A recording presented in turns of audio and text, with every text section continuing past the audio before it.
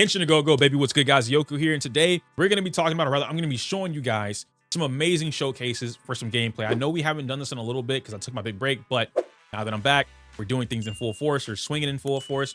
I just gave you guys the Alex guide, which tons of y'all loved. Okay, shout out to myself as well as my editor because we did the damn thing on that one. Today, I'm going to add an addition, if you will, to what we have going on. Now, normally, if you're new to the channel, typically what I do is I receive gameplay, or I find gameplay, or I use my own gameplay or other people's gameplay, and I analyze it. I go over it as if it were like an analysis thing from any other category, right? Or any of the niche fighting games, FPS games, racing games, sports games, whatever.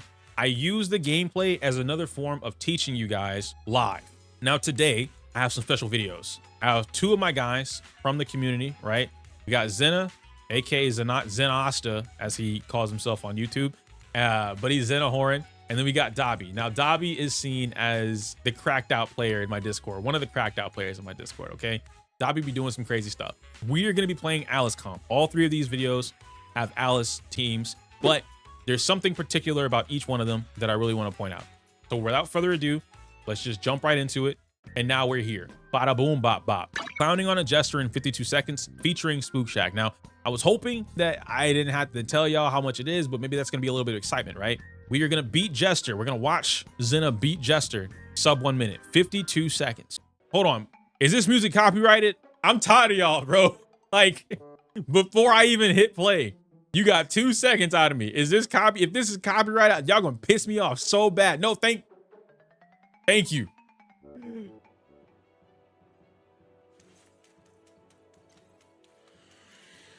Well, yeah, we'll watch the whole thing first. Okay, wait, let me turn it down a little bit. But we're gonna watch the whole thing first. If you guys see anything that like, oh man, what's that? What's that? What's this? Let me know. That's M2 yUzUhA, right? Yeah, M2 yUzUhA. We can tell it's M2 yUzUhA because when she does her EX skill, it turns into a chain attack. Ooh, beautiful. That I swear I was about to tell y'all plinking just because of the meme behind it, but it's not plinking. He held the button though. He was preemptively doing it. He came in with the EBA. Hi, mama. Hi. But that was a beautiful sequence right there.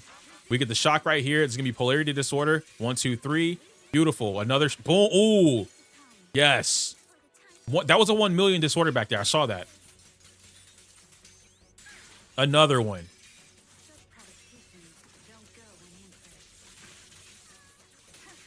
Beautiful. There's that stun. Do we have enough? Are you gonna burn all three right here? 1, 2, 3. Yeah, he burned all three, but it's dead now. I see why you burned him. I wasn't even, the fact that I didn't even pay attention to the HP, I was literally just looking at what happened. And then I look up and I see this big ass red bar. Alice is a really powerful character that allows any anomaly agent to get 2 kinds of disorders. This is something that Zena and I actually talked about during production for the guide.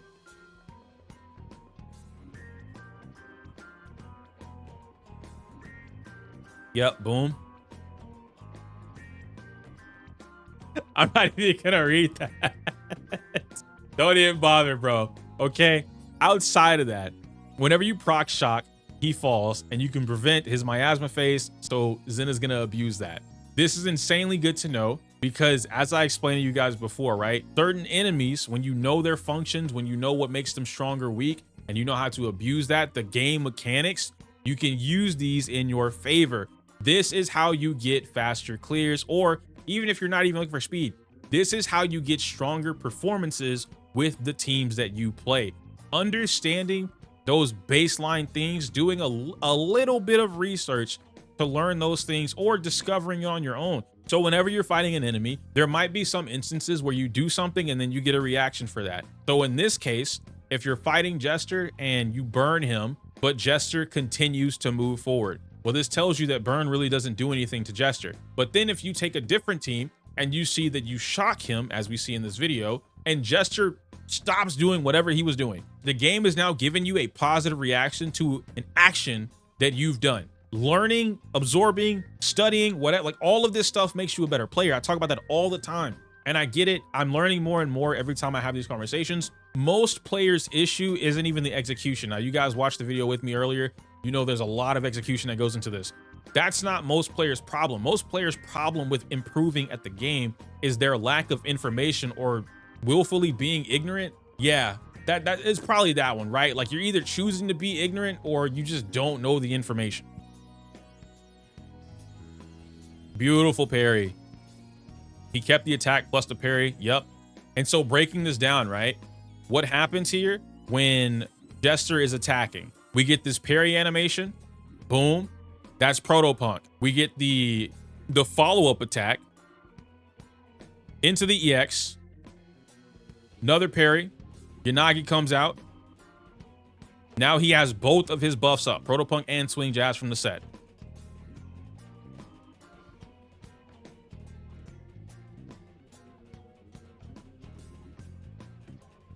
Oh, that's beautiful, bro. What is that? Assault, disorder, another assault, another disorder. Is that a shock hidden back there? No, no shock, no shock. Not yet. It's coming up though. What I want to point out here is I believe Zena just also pointed it out, right? If I go back 10 seconds, maybe I'm blind.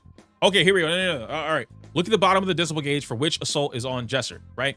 So if you pay attention, not even just that part is really important too, that I also want you guys to pay attention to, but I want you guys to pay attention to the decibel rating going up, period. Why is that important? Is because decibels, using anomaly attributes and using disorders, what is it, guys, correct me if I'm wrong, isn't the number's like 800, right? It's like 600, 800, something. You gain a large amount every time you trigger a disorder. You get your decibel rating increases by a significant bit. Instead of you mashing attack and you building up 1111111, popping disorders, popping anomaly assaults, you're jumping, right? Your decibel goes from 2000 to 2300 to 26.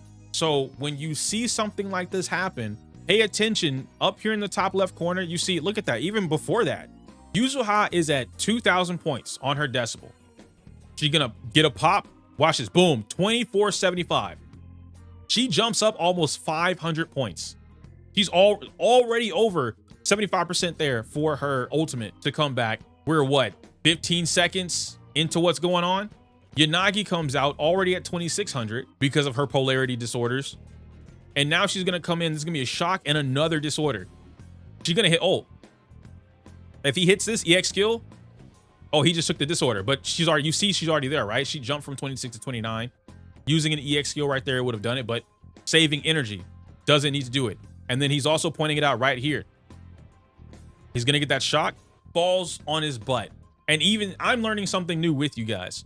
I never, because I'm playing the game, I didn't pay attention to me shocking him was the result of him falling on his butt. I thought it was just doing a certain amount of damage, getting a certain amount of parries, you knock him down. But now that I know that, it changes the way that I can fight Jester. And adding into what we talked about earlier, right? Where we were saying that you can use this to completely stop him from going into his miasma phase. And that's what we're doing here. We talk about the internal cooldown. We talk about that a few times now, right? The ICD is in place due to the disorder from Alice, but swinging here is energy for yUzUhA, which is what we saw him doing earlier in order to trigger the shock plus disorder because of yUzUhA's ability. She has her ult now. It's almost built up. We're gonna get a parry right here. And now we're working on building Alice's gauge. One more EX should do it. yUzU's gonna get her ultimate. This is gonna be some good interrupt. And you see it right here, ult with yUzU, giving back energy and stun locking Jester.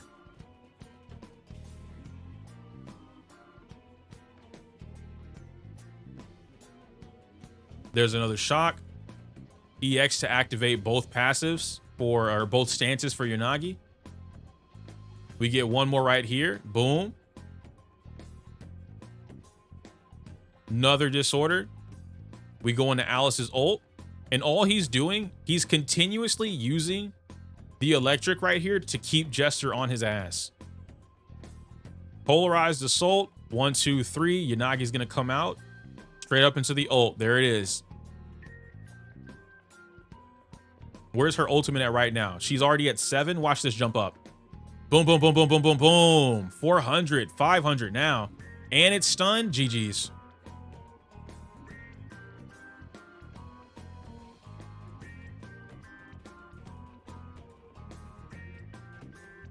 That's a wrap. One of the things that was different about this particular fight, which I really enjoy, What I really enjoyed about this fight in particular was the fact that in my guide and even in the tier list video, anytime I'm arguing or debating with people about Yanagi and people say like, oh, Vivian is the best for whatever, this is not the case, especially when we see this with Alice. Why do I say certain characters like Miyabi? I always talk about their versatility being one of the key reasons why they're so strong, why they're in tier 0, right? They're up there as far as a character goes and their team viability. Yanagi is right up there with her, not in tier 0, but you get what I'm saying. And so we see, typically we expect Alice, or most people are playing Alice as hyper carry. Most people are playing Alice as, if you want to generalize it, a main DPS. But if you watch this fight, even if you guys go back, you click the link and you see it for yourself, most of the field time is through Yanagi. Now, this is going to do two things. What I'm expecting here is that he's not going to be running Chaos Jazz. Instead, maybe Thunder Metal. But because of Alice being able to clear off Thunder Metal, that might not be the case. However, seeing that Alice only comes out, he treats Alice more like the sub DPS on this team than Yanagi. And you see she's still the one doing an incredible amount of damage. Both of these units on the team serve a purpose. yUzUhA on the team serves a purpose. No one on this team is here just to like exist. Not a single character on this team is just here to single buff somebody. yUzUhA is here with her parries, with her EX skills, even if you don't have M2, because before anyone tries to discredit that in the comment section, that doesn't matter specifically to the run at hand or like the example, the showcase, right? The concept, what you're seeing the gameplay of. M2 is just for more power. Now, I'm not going to say that M2 probably doesn't help with getting that sub 1 minute clear. And for that, we actually have another video, which is why I wanted to wait for Dabi's video. I'm going to show you guys something without M2. However, I want to show you the build because I know people are like, oh my God, what's his Nagi build? What's his Alice? You guys can see it right here. Is this 4-piece Chaos? Oh no, 4-piece Proto. So you get that just raw buff from parrying, doing defensive assist. We can see that the AP is 150, AM is 171. Energy regen is there, right? It's pretty normal. And then crit rate 21, that doesn't really matter here, but attack 32. We have M2 maxed out. What is this Yuzu pick? If I know. We have Yanagi, baby girl. Damn, them things danging. With swing jazz, 4-piece swing jazz. So you might ask yourself why? Well, I talked about this in a previous video. I'll try and link it up here in the bubble. But I talked about this when I spoke on the Miyabi, I want to tell you a Seth at the time, or Chingy and Yanagi team. And I spoke on the fact that Swing Jazz Yanagi was basically the perfect partner for a main DPS anomaly unit, anything. Because what's happening here, you're keeping the buff for everybody. By being able to use their chain attacks or their ultimates or whatever the case may be, Swing Jazz is going to be able to give them all of that 15%. It's just flat. You don't have to do too much about it. You're naturally playing the character anyway. And she keeps the energy regen. Plus you get your 2-piece. This is Faith and Melody. So you're going to increase your anomaly mastery. You see the AP is 332. You see the anomaly mastery is 204. And then you see the attack is 27. Exactly, Zaki. And so now this goes into, right? What do I've been talking about this for like the last 4 or 5 months. And I said that at a certain point, when you're playing throughout Zenless, unlike the other gacha games, Zenless is going to get to a point where all players, at some point, you should be rotating builds. You should have different builds for different teams, for different situations, for different things. That is the true end game for a player, is to be able to get to a point where they have a multitude of different builds or options, a variety of builds that they can use per whatever fight they're doing. We also talked about this very briefly. I still don't remember if I made the video or not, but we talk about matchups and how Zenless is much more of a matchup based game than any other gacha game. And so for those that might be new, matchup just means the game that, like, what are you fighting? You know, I use fighting games because that's where I'm from with the fighting game terminology. To me, I'm more familiar with the matchup. Everyone knows Ryu, everyone knows Ken, everyone knows Chun-Li. So I'm gonna make up some bullshit. Let's say that the Ken versus Chun-Li matchup is 7-3 Chun-Li's favor. That means that 7 out of 10 times Chun-Li would win this matchup. 3 out of 10 times Ken might win the matchup. And so when you relay that information or take that same concept to Zenless Zone Zero, this also applies to if you're fighting Bringer. Okay, so Bringer versus Hugo might be a 3-7 Bringer's favor, but Miyabi versus Bringer, that's a 10-0. She smokes him every time. Now we have Jester with Yanagi, and you might be able to change that up. Maybe let's say Harumasa. Okay, so even though they're both electric weak, Harumasa versus Jester might be a 6-4, might be a 5-5, which is even. But then Nagi versus Jester, 10-0. She smokes him. All of this stuff is important. Going back to what I said earlier in the video, most players don't lack the execution factor. That's not their issue. Their issue is information. We continue with the rest of the build here, and then we ended off with Alice. Ooh, now this is different. Okay, I thought, yo, Zena, I thought you were cooking. I'm not even gonna give you the credit. Zena has 4-piece Chaos Jazz because he did not farm Fang Metal. That's the only reason. Somehow, you guys see the results. It still did the work. Now let's look at the build. 11 on the basic attack, 10 on the EX special, 7 on the ultimate. Attack is 2500. AM is 195 and AP is 384 with Weeping Gemini, not her SIG. I got a comment in my guide that was saying everyone should skip Alice unless you plan on getting her SIG because she's so dependent on her SIG. She needs her SIG. She doesn't work without her SIG. It's a 25% performance difference or damage performance difference without her SIG. And to that I say, learn how to play the game, learn how to build your characters. So now we have that to address what would be said about, like I said, oh, well, it's M2, it's M2, it's M2. Let's talk about it. Here we have Dabi, okay? Dabi has a mono physical team, Chi defense 2.1, M0R1 Jane, M0R1 Alice, M1 R1 yUzUhA. So this one is an M2. We're gonna run through it together, see what we got.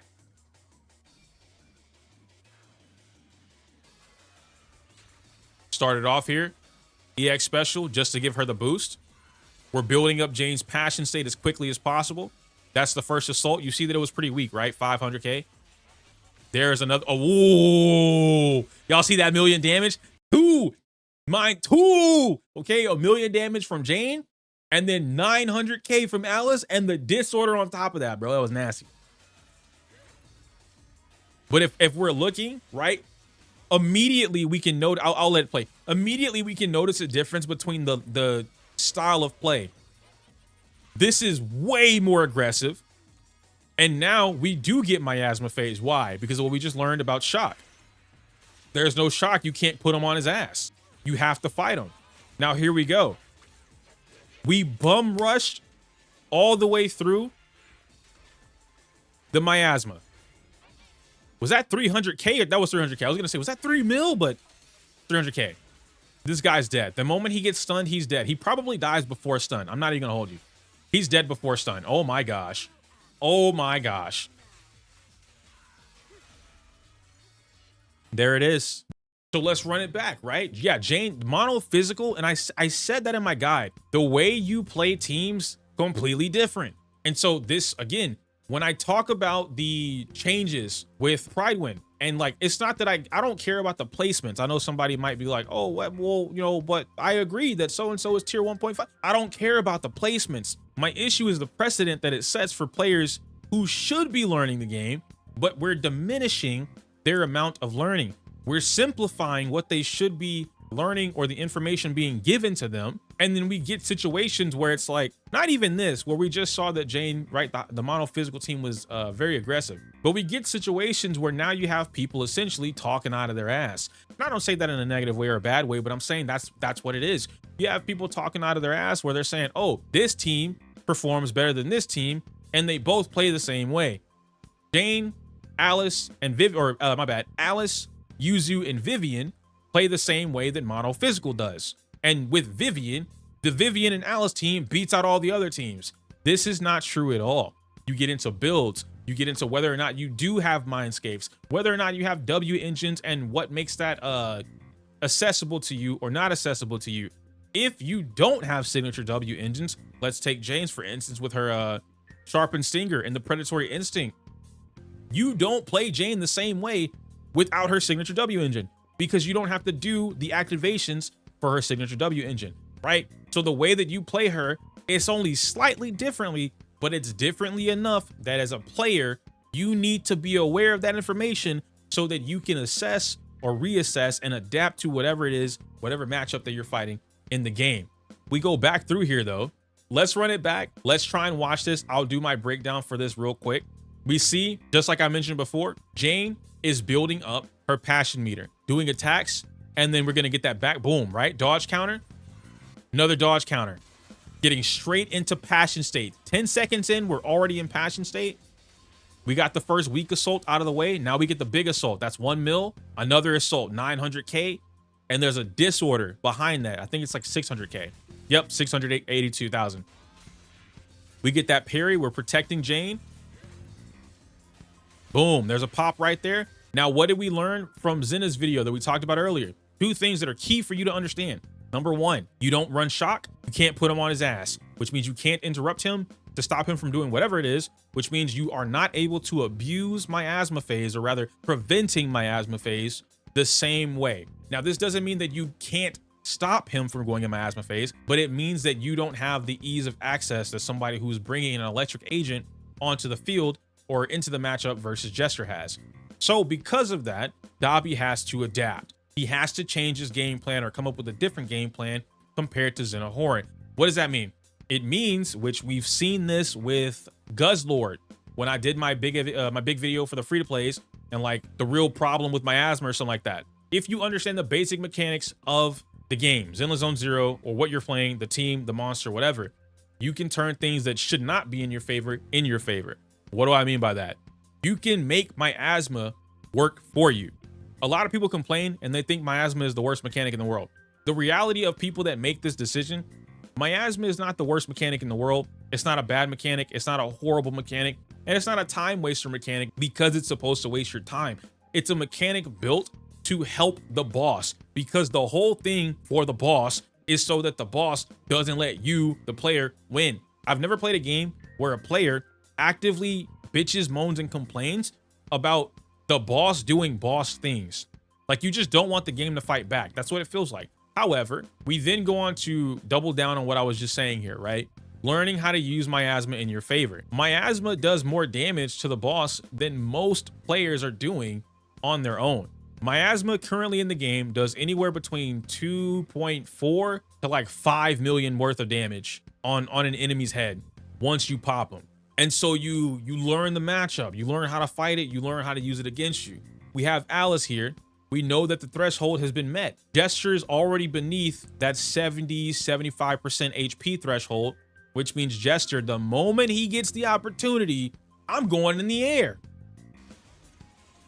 And you can't stop it. We're going to get another assault, big assault right here, 1 mil. And there it is. My boy literally did the fucking Toby. You know, Toby does that thing from Naruto. He just does it, and then he warps with it. That Toby got Jester is Toby. Vroom. I don't want to be here no more. Kamui, I don't want to be here no more. But you see, we unloaded anyway, right? Why are we unloading? Because Alice can build up her meter crazy fast. Dabi has the energy to get the meter back instantly. And because of what's going to happen here, right? Jane's going to come out, swing this. She gets hit. Actually, I lied. But now we have this boom, boom, 1, 2, 3. Go straight in here. Key thing that happened right here that I pointed out in my guide, and I told you guys the order of anomaly management, why it was so important. 1, 2, 3 again. Notice how Jane swings in. Jane is here now. Jane is going to pop assault right here. Why is that important? Because this assault did whatever it was going to do, 300K. And now Alice's assault is going to amplify that. And now you get 1 million from the polarity disorder. You get 2.5 million from the purified. You get the disorder from her popping the polarity on top of the physical assault. And you ignore the ICD that was going to happen completely. Look at all that HP gone from the enemy. This is what I'm talking about. 15 seconds off on the board. Stun is about 65%. yUzUhA has her ultimate. Jane has her ultimate. Alice has a full stick of butter. Stick of butter means all of your energy, right? So you can just cash out, meaning Alice can immediately get her enhanced basic attack right now. There's another million damage happening randomly right here. Boom, boom. EX special, we're building that meter. One more EX special. There's an assault and a disorder. That's another million. Jane comes out. She's popping it right here. Boom, boom, boom, boom, boom, boom, boom.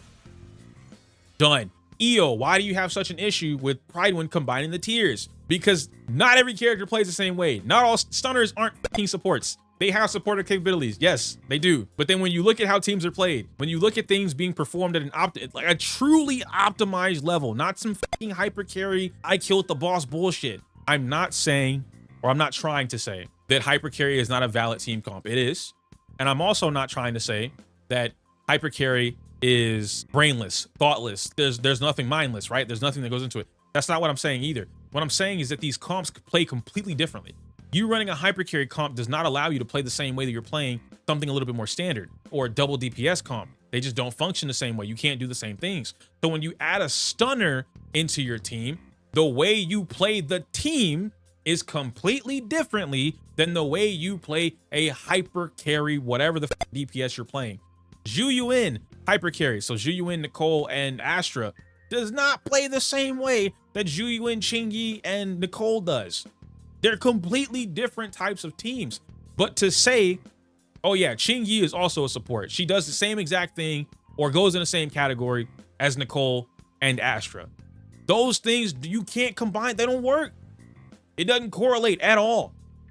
But we've gotten to the end of Dabi's run here. And why I wanted to show you guys that was because the M2 Yuzu from before, we don't have that here. We have M0 Jane, not even maxed out, right? Earlier we saw Zena put in the work. He loves his anomaly team. All of them bitches maxed out except Alice because we just got her. 4-piece Fang Metal, 2-piece Freedom Blues, standard Jane build. Oh, that's high, 479. Whoa, damn, your Jane cooking. Almost 3K attack, 479 AP. God, boom. We have Alice, almost 3K attack, 363 AP before combat, 1:53 AM. And this is the best part, guys. This is the best part. This is the best part.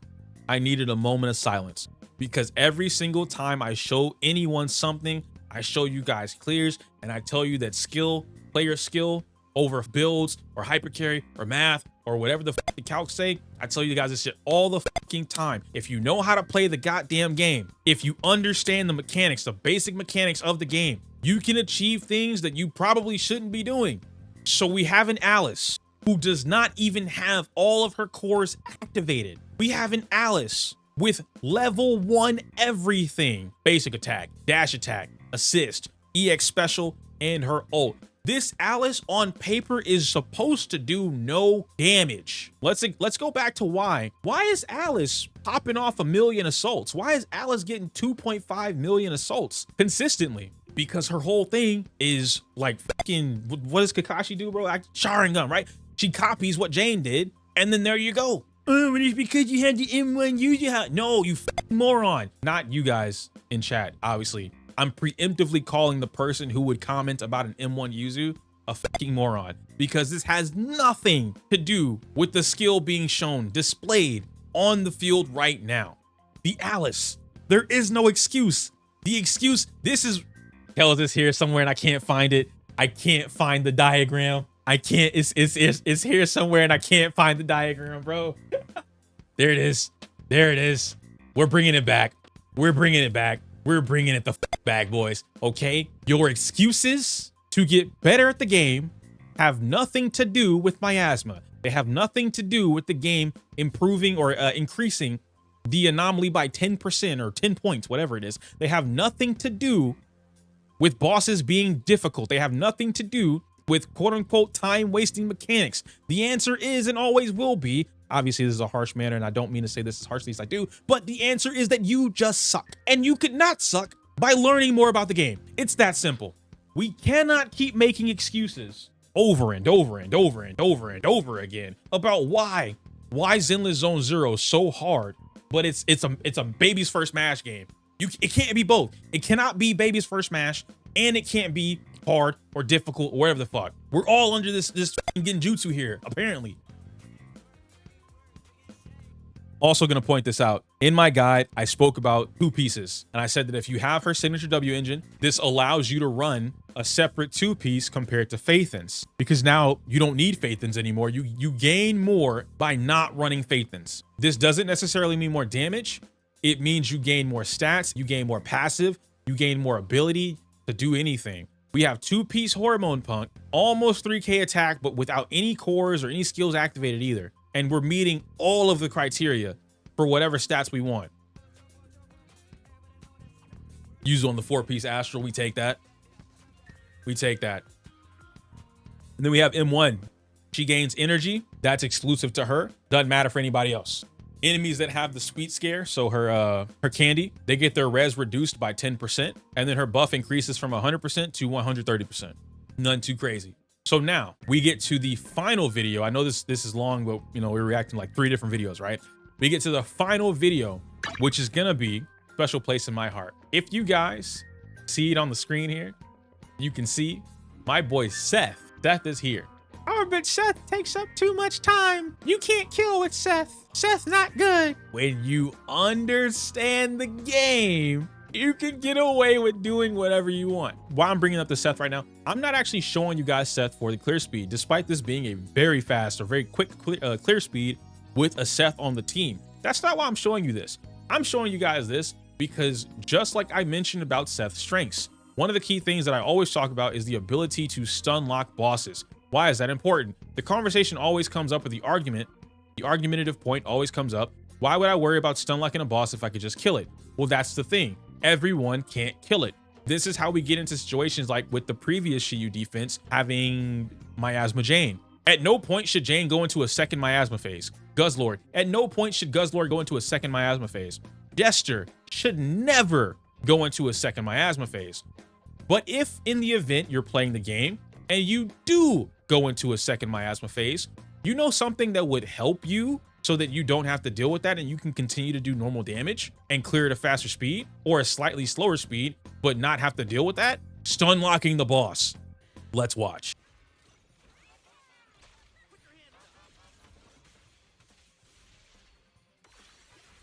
I love that you waited. It's a subtle thing, guys. It's a subtle thing, but we're going to analyze right now. Actually, I'll watch the whole thing. I love that you waited and then you got that out. We no shock, boom, falls on his ass. We're going to build it up again. I do believe no ICD on that one either. So we're clearing it out right on time. We coming to Seth here. Going back into Yanagi. Oh yeah, we're hyper. We're hypering it up right now, bro. Yanagi main DPS. She's keeping her energy. Are you still running Swing Jazz? Honestly, I feel like you're not. I feel like you would be running 4-piece Thunder. Beautiful. 1 million on the disorder right there. Almost 1 million. 900K actually. Boom. There's that million though. On the assault and the... Ooh! Look at this damage. Look at this damage. Oh my gosh. Oh my gosh, bro. Oh, why would you have Seth on the team? Do you see how quickly we stunned? Do you see how quickly we stunned? Do you see the damage amp we're getting? Boom. Clean. Stun lock the boy. He ain't going nowhere. Shock him. Makes him fall on his ass. Do the ult just so he stays on his ass. Damn. Yanagi's gonna finish it off. You killed. My boy said Kamu. Ugh, died on the last frame of doing Kamui. Come on, man. Come on, man. Died on the last frame of doing Kamui. I'm gonna run that back for you guys one more time because I know I was yapping through that whole thing. I just want y'all to see it. This isn't for the clear speed. I don't care about that part. I'm specifically talking about the run itself. I do believe this Nagi is 2, if I'm not mistaken, but I could be wrong on that. I'm pretty positive it's M2 Yanagi from the looks of it, but we're here to look at that Seth. Utilizing the interrupt, knowing when to use it, knowing when to attack and when not to attack. And you see one of the key complaints, like I said, or rather another complaint about Seth is how much field time he takes up. You guys don't see Seth on the field a lot, right? When Seth is on the field, you're swinging into somebody else. I say that all the time. When you learn how to play Seth, when you understand like what gives him a quick charge EX skill, how to get away with his finisher move, his charge blade strike, whatever the monster moves, SEAD, I'm pretty sure, but or SAED. When you see him do that, this is the longest he's been on the field, charging up his EX skill. And the crazier part is he didn't even have to do that. He could have quick charged it if he did a certain thing before that, which I do have in my guide that you guys can watch for Seth. But now it's dead. He gone. There it is. And he's teaching you. After Seth does a chain attack, he can hold EX for a quicker version of his EX. That's the quick EX.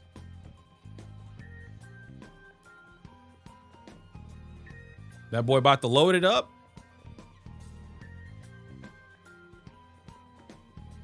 And as soon as you see that flash, he's ready to go. Now he's getting the full EX skill. And you know it's the full version if Seth flips in the air. Boom, shock. Never doubt the drink himself. Yes, sir. Beautiful, man. Absolutely beautiful. And you swapped to Chaos Jazz this time. So fair enough. Valid. And you gave Seth your Swing Jazz pieces. Good stuff. Easy peasy lemon squeezy. These were wonderful videos.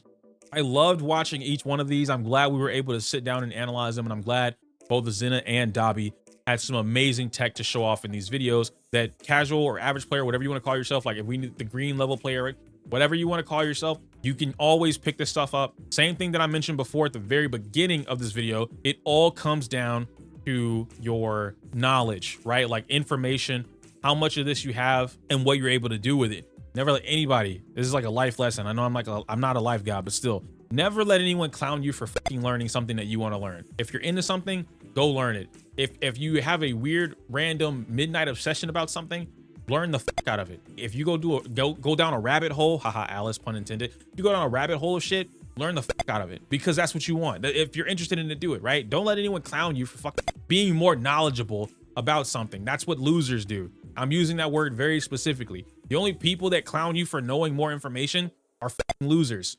They clown you because they don't know it. That's it. If you actually enjoy playing Zenless Zone Zero and you want to get better at the game, the first step is to learn the game. If you don't care about getting better at the game, then don't play. You don't have to. It's no one is forcing anyone to get better at the game. The conversation always comes down to, hey, do you like one of the flow charts, right? I'm complaining about Zenless Zone Zero. It's hard, or it's too tough, or HP inflation, or whatever you want to call up, right? Okay. How much do you know about the game? You know the basics? You want to learn the game? No, I don't want to learn anything more than what I have to, which is just mashing left click. Okay, spend money. The answer is just spend. I don't want to spend money. Stop complaining. Get better. Like, the answers exist. They're there. But if you don't want to use any of these options, you cannot be helped. If you look at any of these clears, if you have a conversation about anything pertaining to getting better at the game, if you are talking about Zenless in any capacity whatsoever, and you have 3 to 6 different options to help you improve at whatever it is you're doing, and you say no to all 6, there is no helping you. You don't actually want help. You just want to complain. And if you want to complain in your own bubble. It's fine. But everyone else should not or does not feel the same way that you do, just like everyone else doesn't want to sweat and learn the super cool tech. No one's forcing anybody, or rather, no one should be forcing anybody to do anything, but it is what it is. That's it for me, though. I'm out of here with that video. Again, thank you, Zena and Dabi, for sending me that and letting me watch that. If you guys made it all the way to the end of this amazing video and you want to send me some crazy clears of your own, you want to send me some really cool stuff that you want me to watch, I have a section in my Discord. It's called Hey EO. You guys can come in there, send me that stuff, or post that stuff in the Discord, and then I will be able to watch it live on stream or in its own format, or watch it with you guys in the Discord, whatever the case may be. But I can't say my usual outro because it's inappropriate for YouTube. Like the video, comment, subscribe. Smell you later.